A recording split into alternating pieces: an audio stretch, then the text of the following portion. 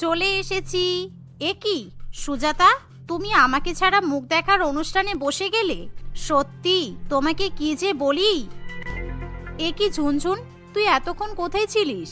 শাশুড়ি মা সেই কখন থেকে আমাদের জন্য অপেক্ষা করছে। তুই তো ভালো করেই জানিস আজকে বিয়ের পর আমাদের প্রথম মুখ দেখার অনুষ্ঠান, আর তোর এ কি অবস্থা।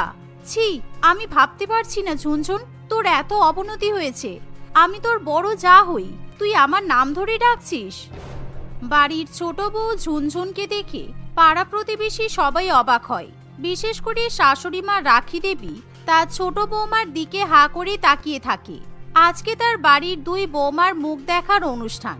এই অনুষ্ঠান নিয়ে অনেকদিন ধরেই শাশুড়ি মা বিভিন্ন রকমের পরিকল্পনা করে। দুই বৌমা যখন নতুন বিয়ে হয়ে বাড়িতে আসে, তখন শাশুড়ি মা দুই বৌমাকে ডেকে পাঠায়। বৌমা, আজকে সন্ধ্যাবেলা আমার সব বান্ধবীরা আর পাড়া প্রতিবেশীরা আমাদের বাড়িতে আসবে। আজকে আমি তোমাদের দুই বৌমার মুখ দেখার অনুষ্ঠান পালন করব। তাই তোমরা সন্ধ্যাবেলা কিন্তু সুন্দর করে তৈরি হয়ে নেবে। আর হ্যাঁ, বড় বৌমা, ছোট বৌমা, তোমরা দুজনে মিলে কিন্তু ভালো করে রান্নাবান্না করবে, কেমন? আচ্ছা মা, ঠিক আছে। শাশুড়ি মায়ের কথায় সুজাতা রাজি হয়ে গেলেও ছোট বৌমা ঝুনঝুন কিছুতেই রাজি হতে চায় না, কারণ তার এরকম ধরনের অনুষ্ঠান মোটেই পছন্দ নয়। না প্লিজ, আজকে বাড়িতে কোনো অনুষ্ঠান রাখবেন না, কারণ আমার শরীরটা একদম ভালো নেই। কালকে সারা রাত আমি আর আপনার ছেলে দুজনে মিলে এলইডি টিভিতে সিনেমা দেখেছি, তাই আমি আজকে সারাদিন ঘুমাবো, কোনো রান্নাবান্না করতে পারবো না। তাই এসব মুখ দেখার অনুষ্ঠান আজকে করার কোনো দরকার নেই। সে কি কথা ছোট বৌমা, মুখ দেখার অনুষ্ঠান পালন না করলে হয় নাকি? ঠিক আছে, আপনি তাহলে অনুষ্ঠান পালন করুন, কিন্তু আমি পাড়া প্রতিবেশীর সামনে আমার মুখ দেখাতে পারবো না। যত সব উল্টোপাল্টা অনুষ্ঠান, আমার এত সুন্দর মুখ আমি কেনই বা পাড়া প্রতিবেশীদের সামনে দেখাতে যাব? আমি কিন্তু সন্ধ্যাবেলা অনুষ্ঠানে থাকতে পারবো না। I am sorry. আচ্ছা ঝুনঝুন, তুই চুপ কর। মা, ওর যখন শরীর ভালো নেই, তাহলে আপনি আজকের অনুষ্ঠানটা বাদ দিন। কিছুদিন পরে না হয় আমাদের মুখ দেখার অনুষ্ঠান পালন করবেন। বড় বৌমার কথা শুনে শাশুড়ি মা রাজি হয়ে যায়, কিন্তু শাশুড়ি মায়ের খুব মন খারাপ করে, কারণ সে তার দুই বৌমার মুখ দেখার অনুষ্ঠান নিয়ে অনেক রকমের পরিকল্পনা করে। দেখতে দেখতে ক্যালেন্ডারের পাতায় এভাবেই কিছুদিন কাটে। একদিন আবার রেখা দেবী দুই বৌমার মুখ দেখার অনুষ্ঠান পালন করার কথা চিন্তা ভাবনা করে। তাই সে একটা সুন্দর দামি শাড়ি নিয়ে প্রথমে বড় বৌমার কাছে চলে যায়। বড় বৌমা, তোমার যখন মুখ দেখার অনুষ্ঠান হবে, তখন তুমি এই শাড়িটা পরো, কেমন? আর তার সাথে তুমি বিয়েতে যা যা সোনা গহনা পেয়েছো সবগুলোই পরে নেবে, কারণ তোমাকে শাড়ির সঙ্গে গহনা পরলে খুব ভালো দেখায়। এই শুনে সুজাতা শাশুড়ি মায়ের সাথে ছোট জায়ের ঘরে চলে যায়, কিন্তু বেলা 12টা বাজলেও তখনও পর্যন্ত ছোট বৌমা নাক ডেকে ঘুমায়। যা দেখে রেখা দেবী এবং তার বড় বৌমা দুজনেই তাকে ঘুম থেকে ডেকে তোলে। উফ বাবারে বাবা, এত সকাল সকাল আমাকে ডাকার কোনো মানি আছে? এই বাড়িতে এসে আমার জীবনে একটু শান্তি নেই দেখছি। শান্তি মতো ঘুমাবো তারও রেহাই নেই। কি হয়েছেটা কি বলো তো?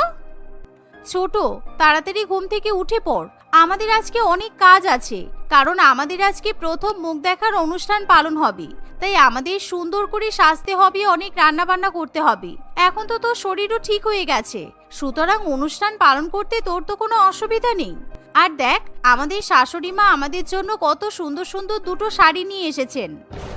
শাড়ির কথা শুনে ঝুনঝুন চোখ খুলে তাকায়। এমন সময় রেখা দেবী যখন তার হাতে নতুন শাড়িটা ধরিয়ে দেয়, তখন সেই শাড়িটা তার মোটেই পছন্দ হয় না, কারণ ঝুনঝুনের তার বড় জায়ের শাড়িটা পছন্দ হয়। আমার শাড়িটা কেমন কাজের মাসির মতো দেখতে, পুরো থার্ড ক্লাস। মা, আপনি বোধহয় আমার চয়েস বোঝেন না, সেই জন্য আমার পছন্দের শাড়ি আপনি আপনার বড় বৌমাকে দিয়েছেন। আমি আমার শাড়িটা পরবো না। দেখি দিদি, তোমার শাড়িটা দাও একবার। কিন্তু ছোট, এই শাড়িটা তো মা আমাকে দিয়েছেন, তুই এই শাড়িটা আমার থেকে নিয়ে নিবি? হ্যাঁ, তা নয় তো কি, তোমাকে এত দামি ভালো শাড়ি পরতে হবে না, তুমি বরঞ্চ আমার শাড়িটা পরে নিও। আর একটু দাঁড়াও, অপেক্ষা করো, আমি আসছি। এই বলে ঝুনঝুন বাথরুমে চলে যায়, আর সে ফ্রেশ হয়ে নতুন শাড়ি পরে চলে আসে। ঝুনঝুনকে দেখে তার শাশুড়ি মা এবং বড় জা দুজনেই খুবই অবাক হয়। এ কি ছোট বৌমা, তুমি এখনই এই নতুন শাড়িটা পরে ফেললে কেন? তাহলে সন্ধ্যাবেলা কি পরবে? তুমি যদি সারাদিন এই শাড়ি পরে কাজবাজ করো তাহলে তো নতুন শাড়ি নষ্ট হয়ে যাবে। আমি শাড়ি পরে এখন কাজবাজ করব এটা আপনাকে কে বলেছে? আর ওইসব মুখ দেখার অনুষ্ঠান আজকে পালন হবে না, কারণ আমি আমার বন্ধুদের সঙ্গে পার্টি করতে যাচ্ছি, তারপর মুভি দেখে বাড়ি ফিরবো। তাই আমাকে একদম ডিস্টার্ব করবেন না। বউয়ের প্রথম মুখ দেখার অনুষ্ঠান ফাইনাল করার আগে ছোট বৌমার কাছ থেকে পারমিশন নিয়েছেন? সেই বিয়ের পর থেকে যা ইচ্ছা হয় তাই উল্টোপাল্টা নিয়ম কানুন আমাকে দিয়ে করিয়ে আসছেন, তাই আমি এখন কিছুই করতে পারবো না। ছোট, তুই মায়ের সঙ্গে এরকম ভাবে কথা বলতে পারিস না, ওনার শরীর খারাপ। প্রত্যেকদিন আমি দেখছি তুই কোনো না কোনো অজুহাতে আমাদের বিয়ের পর প্রথম মুখ দেখার অনুষ্ঠান পিছিয়ে দিচ্ছিস। এটা কিন্তু ঠিক নয়, এতে সংসারের অমঙ্গল হতে পারে। অমঙ্গল মাই ফুট। দিদি, তোমার যদি এতই বিয়ের পর প্রথম মুখ দেখার অনুষ্ঠান পালন করতে ইচ্ছা হয় তাহলে তুমি একাই করতে পারো, বাট আমাকে জোর করো না, কারণ আমি এসব উল্টোপাল্টা গাইয়া অশিক্ষিত রিচুয়ালে বিশ্বাস করি না। সবাই আসবে, ওই 100 টাকা 200 টাকার বিনিময়ে আমার মুখ থেকে আঁচল তুলে আমার মুখ দেখে চলে যাবে, আর তারপর পাড়ার মহিলারা আমার নামে বিচিং করবে। জাস্ট থার্ড ক্লাস চিন্তাধারা। তার মানে তুমি আজকেও মুখ দেখার অনুষ্ঠান পালন করতে চাইছো না? আমি আমার ছোট ছেলেকে বারবার বলেছিলাম এরকম একটা মেয়েকে ঘরে নিয়ে আসতে হবে না, এত মডার্ন মেয়ে আমাদের পরিবারে মানাবে না, কিন্তু আমার ছোট ছেলে কোনো কথা শোনেনি। এবার কি আর করার আছে আমার? উফ বাবারে বাবা, সকালবেলা উঠতে না উঠতেই বাড়িতে নাটক শুরু হয়ে গেল। পুরো বাংলা সিরিয়ালের প্লট মনে হচ্ছে। আপনাদের যা ইচ্ছা করুন প্লিজ, কিন্তু দয়া করে আমাকে ডিস্টার্ব করবেন না। আমি আসলাম, আমার দেরি হচ্ছে। এই বলে ঝুনঝুন তার বান্ধবীদের সঙ্গে পার্টি করতে বেরিয়ে যায়। এমন সময় শাশুড়িমা এবং বড়চা দেখে যে ঝুনঝুনির খাটের পাশে একটা ছোট ড্রিঙ্ক করার বোতল রাখা আছে, যা দেখে দুজনেরই খুবই খারাপ লাগে। আসলে প্রত্যেকদিন রাত্রিবেলা ঝুনঝুন ড্রিঙ্ক করে। হে ঈশ্বর, ছি, আমাকে কি কি আর দেখতে হবে? আমার ছোট বৌমা নাকি খাটের পাশে সুরাপানের বোতল রেখে দিয়েছে। এসব আমার বাড়িতে আমি কিছুতেই মানব না। আমি ভাবতেই পারছি না আমাদের সমাজ কোন অবনতির পথে এগিয়ে গেছে। আপনি দয়া করে কান্নাকাটি করবেন না মা। আমি তাহলে কি করব বড় বৌমা? কারণ আজকে সকালবেলা আমি আমার সব বান্ধবীদের আর পাড়া প্রতিবেশীদের ফোন করে নিমন্ত্রণ জানিয়ে দিয়েছি, তাই আজকে ওরা তোমাদের মুখ দেখার অনুষ্ঠানে আসবে। আমি এই অনুষ্ঠান আর পিছাতে পারবো না। এমনিতেই অনেক দিন হয়ে গেছে, সবার কাছে আমি অনেক কথা শুনছি, আমি আর কোনো কথা শুনতে রাজি নই। আমাদের বিয়ের পর প্রথম মুখ দেখার অনুষ্ঠান আজকেই পালন করা হবে, আপনি কোনো চিন্তা করবেন না। বড় বৌমার মুখে এরকম আশ্বাসজনক কথা শুনে শাশুড়ি মা একটু হলেও স্বস্তি পায়। এভাবেই দেখতে দেখতে সারাদিন কেটে যায়। সন্ধ্যাবেলা বড় বৌমা মুখ দেখার অনুষ্ঠানের জন্য বিভিন্ন রকম সুন্দর সুন্দর রান্নাবান্না করে। আজকে সন্ধ্যাবেলার মেনুতে থাকে mutton biryani, chicken chaap, mix fried rice, chilli chicken, Mughlai এবং নুডলস। সেই সমস্ত রান্নাবান্না বড় বৌমা নিজে হাতেই করে। রান্নাবান্না হয়ে গেলে বড় বৌমা নিজের ঘরে গিয়ে খুব সুন্দর করে নতুন শাড়ি পরে গহনা পরে তৈরি হয়, কিন্তু তখনও পর্যন্ত ছোট বৌমা বাড়িতে এসে পৌঁছায় না। অন্যদিকে ঝুনঝুনির শ্বশুরবাড়িতে একে একে শাশুড়ি মায়ের সমস্ত বন্ধু বান্ধব, পাড়া প্রতিবেশী এসে উপস্থিত হয়। বড় বৌমা এমন সময় মুখে ঘোমটা দিয়ে সকলকে আপ্যায়ন করতে শুরু করে। কিছুক্ষণের মধ্যেই সবাই একে একে বড় বৌমার মুখ দেখে তাকে বেশ সুন্দর সুন্দর উপহার দেয়। সত্যিই তোর বড় বৌমাকে দেখতে খুব সুন্দর রে, পুরো চাঁদের মতো মুখটা, আর হাতের রান্না কত সুন্দর। কিন্তু তোর ছোট বৌমা কোথায় গেল? ওকে তো সেই তখন থেকে দেখতে পেলাম না। কি ব্যাপার বড় বৌমা, তোমার ছোট যা আজকের অনুষ্ঠানে আসবে না? হ্যাঁ, আসলে ওর শরীরটা ভালো নেই, তাই ওর তৈরি হতে সময় লাগছে, এখনই চলে আসবে, আপনারা অপেক্ষা করুন। এই কথা বলতে না বলতেই ছোট বৌমা মদ্যপ অবস্থায় শ্বশুরবাড়িতে ঢুকে আসে। বাড়িতে ঢুকেই সে সবাইকে অপমান করতে শুরু করে, যা দেখে শাশুড়িমা এবং বড় বৌমার লজ্জায় একেবারে মাথা কাটা যায়। এমনকি ঝুনঝুনির সঙ্গে তার নির্লজ্জ বান্ধবীরাও সেখানে আসে। গাইস, আজকে আমাদের প্রথম মুখ দেখার অনুষ্ঠান, তাই চল আমরা সবাই পার্টি করি। সাউন্ড বক্সে গান বাজাবো, তারপর ড্রিঙ্ক করব, একসাথে নাচানাচিও করব। এত সুন্দর অনুষ্ঠান সাকসেসফুল না করলে হয়? এই বলে ঝুনঝুন সবার সামনে জোরে জোরে গান বাজিয়ে বান্ধবীদের নিয়ে অসভ্যদের মতো নাচতে শুরু করে। ছোট বৌমার এরকম কীর্তিকলাপ দেখে সবাই একেবারে আকাশ থেকে পড়ে। এভাবেই দুই বৌমার মুখ দেখার অনুষ্ঠান একেবারে একটা সার্কাসে পরিণত হয়। ছোট বৌমা, তুমি কি করছোটা কি? এরকম করো না, দয়া করে তোমরা থামো, এটা ঠিক নয়। সবাই আমাদের উপর হাসাহাসি করছে, তুমি আজকে এত সুন্দর একটা অনুষ্ঠানটা একেবারে নষ্ট করে দিচ্ছ। ঝুনঝুন কোনো কথা শুনতে চায় না। ঠিক এমন সময় সেখানে ঝুনঝুনের বাপের বাড়ি থেকে তার বাবা মা এসে উপস্থিত হয়, আর তারা ঝুনঝুনের এরকম অবস্থা দেখে নিজে চোখে বিশ্বাস করতে পারে না। ছি ছি ছি, আমি তো ভাবতে পারছি না তোর দিন দিন এত অবনতি হয়েছে ঝুনঝুন। ভাগ্যিস তোর শাশুড়ি মা আমাদের দুইজনকে আজকে তোদের মুখ দেখার অনুষ্ঠানে নিমন্ত্রণ করেছিল, তা না হলে আমরা তো জানতেই পারতাম না যে তুই এতটা অসভ্যতা আমি করতে পারিস। আই এম সরি বাপি, আমার ভুল হয়ে গেছে, প্লিজ তুমি রাগ করো না বাপি। আমি তোকে যে পরিমাণ পকেট মানি দিতাম আজকে থেকে তার সব বন্ধ। আসলে শ্বশুরবাড়ি আসার পর থেকে তুই আমার একটা মেয়ে বলে তোর সমস্ত আবদার মেনে নিয়েছি। প্রত্যেকদিন চাইতে না চাইতে আমি তোকে লক্ষ লক্ষ টাকা পাঠিয়েছি, এমনকি আজকেও টাকা দিয়েছি। কিন্তু তুই তোদের মুখ দেখার প্রথম অনুষ্ঠানে এরকম অসভ্যতামি করবি? আজকে থেকে তোকে সব টাকা দেওয়া বন্ধ। এই বলে তারা বাড়ির বৌমাকে দামি দামি উপহার দিয়ে সেখান থেকে চলে যায়। এভাবে সেদিনকার মতো দুই বৌমার মুখ দেখার অনুষ্ঠান একটা বড়সড় নাটকে পরিণত হয়। কিন্তু এরকম ঘটনার পর থেকে ঝুনঝুন নিজেকে আগের থেকে অনেক শুধরে নেওয়ার চেষ্টা করে। প্রত্যেকটা মানুষেরই নিজের পছন্দের কোনো না কোনো খাবার থাকে, আর সেটা সবসময় তারা খেতে ভালোবাসে। কিন্তু পৃথিবীতে এমনও মানুষ থাকে যারা নিজেদের পছন্দের খাবারের জন্য যেটা কেউ ভাবতেও পারে না এমন কাজও করে ফেলতে পারে। এমনই হলো মেহুলি। সে চিকেন পকোড়া খেতে এতই ভালোবাসে যে চিকেন পকোড়ার ভাগ দেওয়া তো দূরের কথা, সে চিকেন পকোড়া ভাগ করে নেওয়ার স্বপ্নেও ভাবতে পারে না। এমনই একদিন মেহুলি ঘুমের ঘোরে হঠাৎ করেই চিৎকার করে ওঠে। তার চিৎকারের আওয়াজ পেয়ে তার স্বামী, শাশুড়ি মা এবং শ্বশুর মশাই সবাই সেখানে ছুটে আসে। না না, তোমরা কেউ এই চিকেন পকোড়াতে হাত দেবে না, এই পুরোটাই আমার। মাত্র তো 20-25টা আছে, এই কটা খেয়ে আমার পেট ভরবে না, মনও ভরবে না। তারপরেও যদি তোমরা বলো এখান থেকে চিকেন পকোড়া নিয়ে নেবে, তাহলে কি করে হবে? এই মেহুলি, কি হলোটা কি তোমার? এত চিৎকার করছো কেন? ওঠো ওঠো বলছি, দিন দুপুরে স্বপ্ন দেখছো শুয়ে শুয়ে। সায়নের গলার আওয়াজে মেহুলি উঠে বসে। সায়ন তাকে তার চিৎকারের কারণ জিজ্ঞাসা করে। আমি স্বপ্নে দেখলাম ওরা আমার দোকানে এসে সব চিকেন পকোড়া নিয়ে চলে গেল। আমি নিজের জন্য 20-25টা লুকিয়ে রেখেছিলাম, ওরা সেগুলোও নিয়ে চলে গেল। আমি কি করে চিকেন পকোড়া খাবো আজকে? ওরা কেন এরকম করলো আমার সঙ্গে? এই মেয়েটা কি পাগল হয়ে গেল নাকি? আবার ঘুমের ঘরে কার সাথে চিকেন পকোড়া নিয়ে এরকম ঝামেলা করছিলে? এভাবে চিৎকার করে উঠলে যে, আমি তো ভাবলাম কি না কি হয়েছে। আরো খাও চিকেন পকোড়া, মাথায় তো মাংস ছাড়া কিচ্ছু নেই। সারাদিন শুধু চিকেন পকোড়া আর চিকেন পকোড়া। এত চিকেন পকোড়া খেতে কারোর ভালো লাগে? এইভাবে তুমি চিকেন পকোড়ার দোকান চালাবে? আহা, মেয়েটা এখনো ঘুম থেকে উঠতে পারলো না, আর তোমরা দুজন মিলে শুরু করে দিলে। ওকে বকাবকি করে কি হবে? ও তো নিজে রান্না করে নিজেই খায়, কাউকে বিরক্তও তো করে না।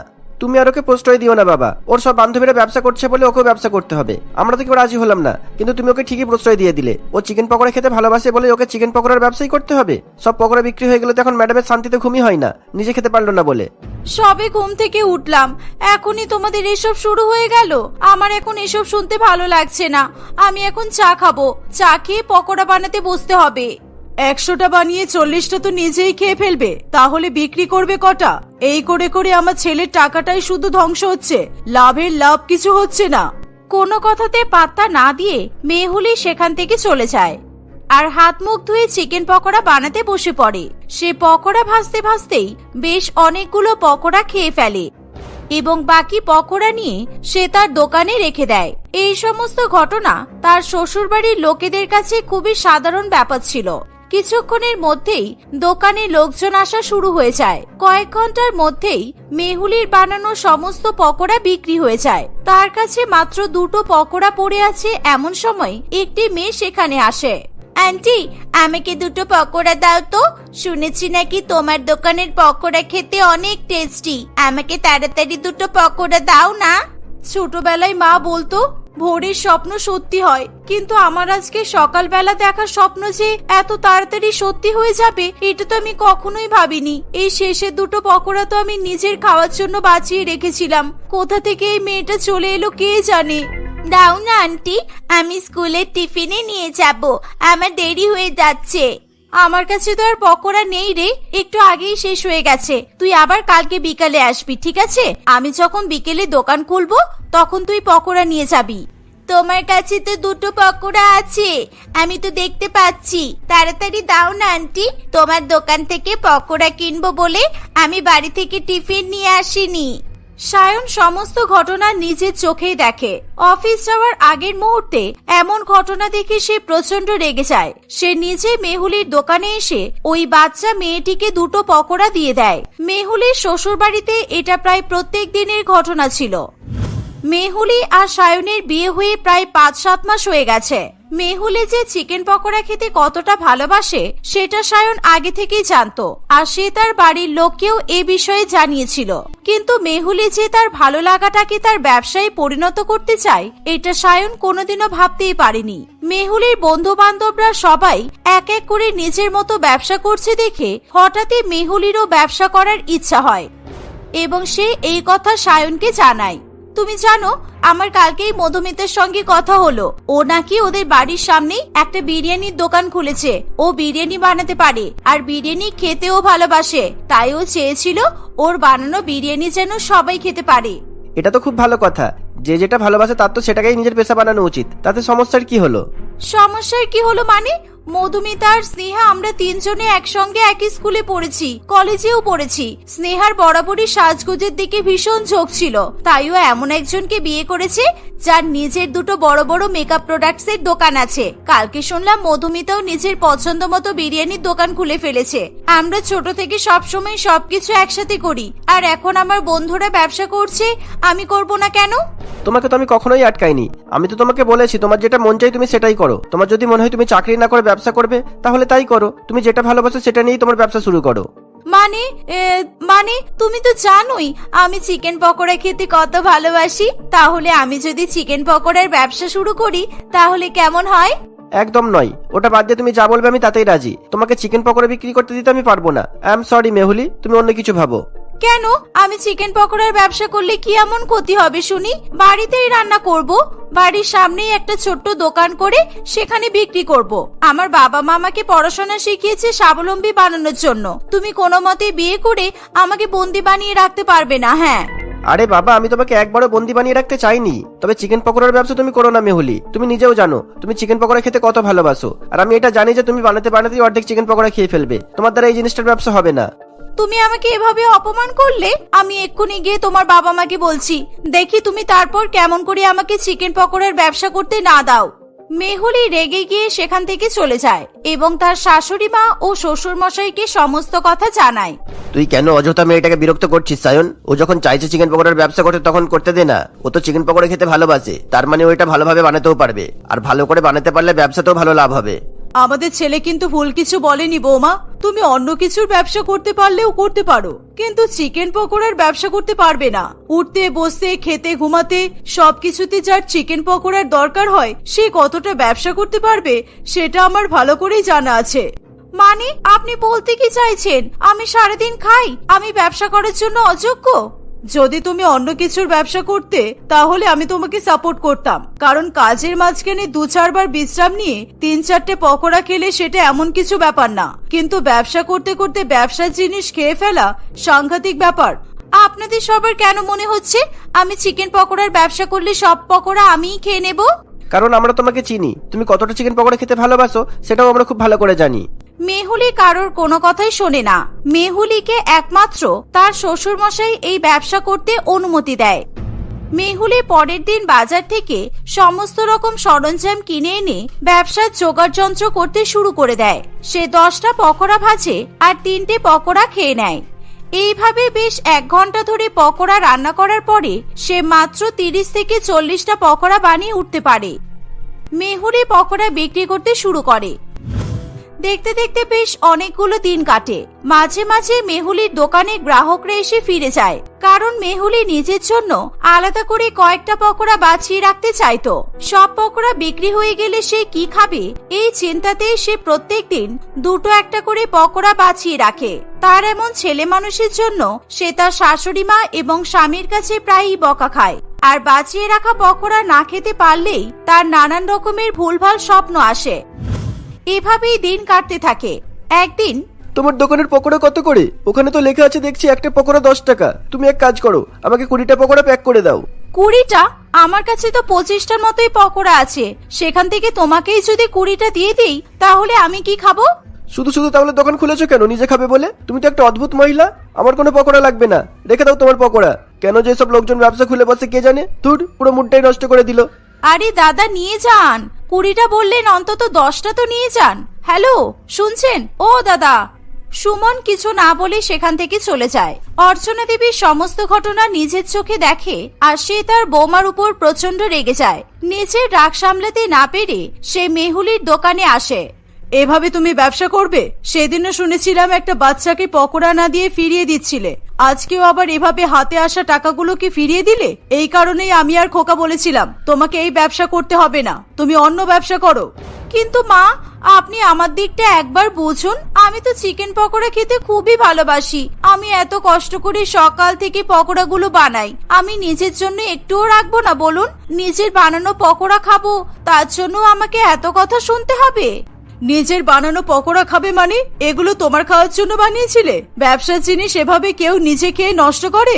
জামা কাপড়ের ব্যবসা যারা করে তারা কি জামা কাপড় বিক্রি না করে নিজেরাই সেসব জামা কাপড় পরে বসে থাকে? কিন্তু বাবাই তো বলেছিল যে যেটা ভালোবাসে সে সেটার ব্যবসা করলে তবে তার ব্যবসায় উন্নতি হয়। সেই জন্যই তো আমি চিকেন পকোড়ার ব্যবসা শুরু করেছিলাম। কিন্তু এতে তো আমার লাভ কিছুই হচ্ছে না, উল্টো প্রত্যেকদিন আপনাদের কাছে কথা শুনতে হচ্ছে। কথা তো শুনতে হবেই। আমার ছেলের কষ্ট করে রোজগার করা টাকা তোমার ব্যবসার কাজে লাগিয়েছে, আর তুমি প্রত্যেকদিন সেগুলোকে নষ্ট করছো।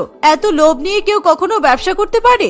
এত চিকেন পকোড়া খেয়ে খেয়ে নিজেই তো কোনোদিন চিকেন হয়ে যাবে, বুঝতে পারবে তখন। এই বলে অর্চনা দেবী সেখান থেকে চলে যায়। মেহুলি মন খারাপ করে তার দোকানেই দাঁড়িয়ে থাকে। দেখতে দেখতে সেই দিনটা কেটে যায়। মেহুলি রাত্রিবেলা আবার বেশ কয়েকটা চিকেন পকোড়া খেয়ে ঘুমিয়ে পড়ে। সে ঘুম থেকে উঠে দেখে তার হাতে পায়ে সাদা পালক আর তার মুখের জায়গায় পাখিদের মতো লম্বা তীক্ষ্ণ ঠোঁট আছে। মেহুলি তার শাশুড়ি মা, স্বামী এবং শ্বশুর মশাই সবাইকে ডাকার চেষ্টা করে, কিন্তু তার ওই মুরগির ভাষা কেউ বুঝে উঠতে পারে না। অনেকক্ষণ এদিক ওদিক দৌড়াদৌড়ি করে তার খুব খিদে পেয়ে যায়। সে নিজের দোকান থেকে চিকেন পকোড়া খেতে গেলে তার স্বামী আর শাশুড়ি মা তাকে লাঠি দিয়ে ভয় দেখিয়ে সেখান থেকে তাড়িয়ে দেয়। কি অদ্ভুত জিনিস দেখেছো তোমা? মুরগি হয়ে নাকি মুরগির মাংস খাবে? কোনোদিন শুনেছো নিজের চিকেন পকোড়া খাচ্ছে? ভালোই হয়েছে, এই মুরগিটা নিজেই আমাদের রান্নাঘরে ঢুকে গেছে। ওকে এক্ষুনি ধরে ফেলতে হবে। এরকম নাদুস নাদুস মুরগির মাংস দিয়ে চিকেন পকোড়া বানালে মেহুলির দোকানের সেল অনেক বেড়ে যাবে। এই বলে তারা মুরগিরূপী মেহুলিকে ধরতে যায়। মেহুলি খুব জোরে জোরে চিৎকার করে ওঠে। তার চিৎকার শুনে তার বাড়ির সবাই সেখানে এসে জড়ো হয়। মেহুলি চোখ दिल खोल कर बुराई करो, जो लोग हमारी ऐसी बराबरी नहीं कर सकते हैं ना, वो बुराई ही सरकार ता साडी अपनी है, तो बंदे नाल दे तकड़िया रखी दा यसरार लिया ते किवें हो। খুলতেই বুঝতে পারে সে আবার স্বপ্ন দেখছিল। এই স্বপ্নটা দেখার পর তার মাথায় ঢুকে যায় যে সে যদি বেশি চিকেন পকোড়া খায় তাহলে তার একদিন ওরকমই পরিণতি হবে। তাই তারপর থেকে মেহুলি আর কখনো চিকেন পকোড়া দেখে বেশি বেশি লোভ করে না। সে সকাল বিকেল ভালোভাবে চিকেন পকোড়া বানিয়ে পুরোটাই তার গ্রাহকদের কাছে বিক্রি করে দেয়। এভাবেই সে তার পরিবারের সঙ্গে হাসি খুশি বসবাস করতে থাকে।